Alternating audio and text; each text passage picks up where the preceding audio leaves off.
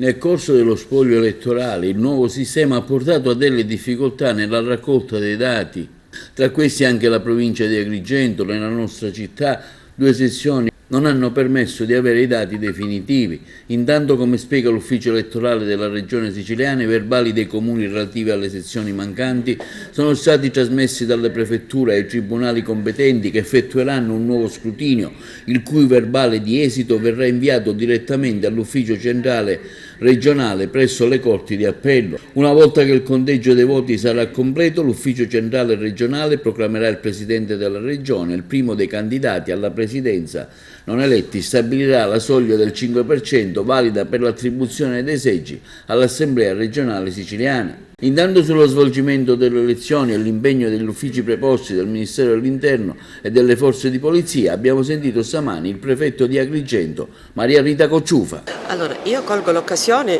proprio per ringraziare tutte le componenti, intanto del sistema Stato, delle forze dell'ordine, che hanno svolto un lavoro eccellente. Non ci sono stati problemi di sorta, quindi parlo ovviamente di tutto il sistema di vigilanza, di controllo del territorio, di vigilanza alle sezioni, di vigilanza a quell'importante attività di trasporto e distribuzione del materiale elettorale, e quindi diciamo che da questo punto di vista sono veramente molto soddisfatta, ma sono soddisfatta anche per quanto riguarda il lavoro svolto in particolare dalla mia squadra, dal mio ufficio, perché certo era una consultazione complessa, tra l'altro con un sistema elettorale abbastanza articolato, chiamiamolo così, e nel frattempo c'è stata anche questa contrazione del numero dei parlamentari, quindi anche collegi diversi. Non è stata una consultazione semplice,